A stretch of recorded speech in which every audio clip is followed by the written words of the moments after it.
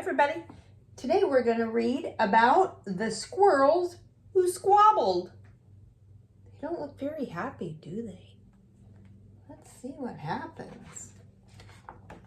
The squirrels who squabbled. In a towering forest where summer had been, the leaves turned to gold as cold wind blew in. And as autumn arrived with a sky raging red, the sleepiest creatures got ready for bed. While up in a tree swung a flighty young squirrel, who everyone knew as spontaneous Cyril. Now most foresty folk had seen to their needs through the plentiful months of mushroom and seeds. They built up their stores so they'd all be well fed through the frosting of winter that glittered ahead. But Cyril, he lived in the now and here. He adventured and partied his way through the year. So his cupboard was empty, his hollow was bare. He hadn't a mouthful of food anywhere. Uh-oh. But wait, what was that? Over there, take a look. A single lone pine cone wedged in a nook. He squealed with delight, and for a very good reason. For inside were the very last nuts of the season. But Cyril wasn't alone. There were more hungry eyes. Yes, plan ahead Bruce had his sights on the prize. Though he gathered fresh treasures of every sort, Bruce was convinced that he was one pine cone short.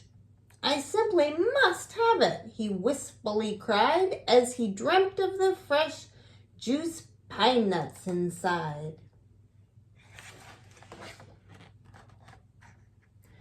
So as Cyril set off on his way to the ground, Bruce, he was also last pine cone bound. They sprinted and scurried with no time to gamble, and they scratched at the bark with their scampering scramble. But their panic and haste shook the tips of the spruce, and the pine cone, it trembled, and then it came loose.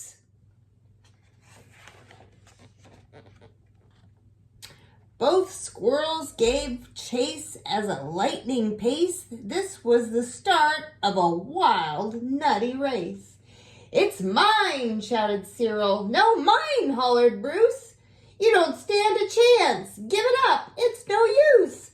"I'm hungry," cried Cyril. "This cone is not yours."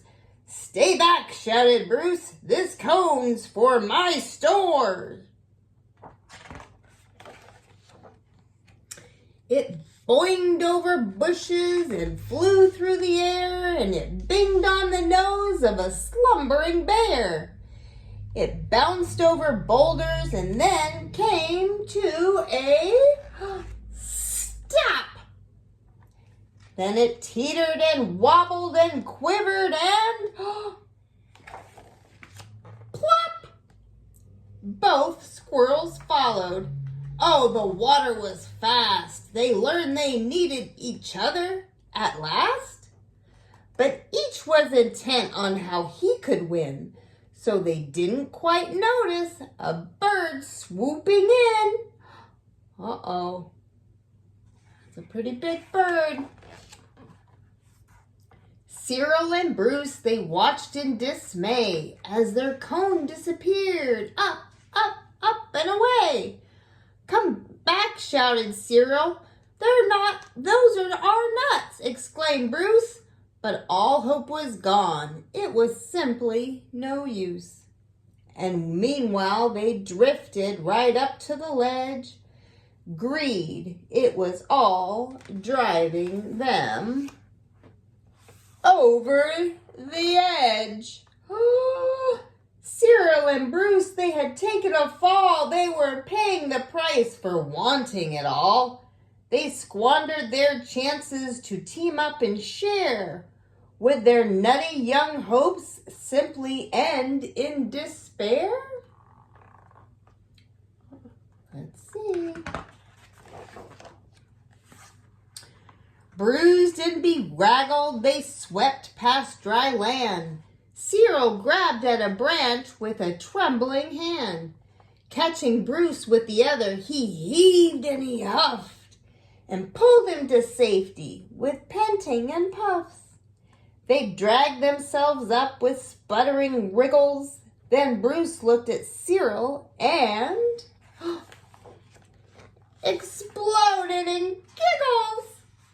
How silly we are, he managed to mutter. How greedy I've been, he proclaimed with a splutter. We shall change from today. May the squabbling cease. We should celebrate, seeing we're both in one piece.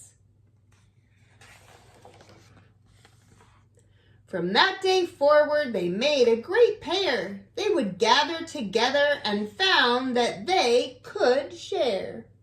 Yes, Cyril and Bruce, they knew in the end the best things to share is a laugh with your friend. Oh, isn't that nice? Do you laugh with your friends? I hope so. I love you all. Have a great day. Mwah.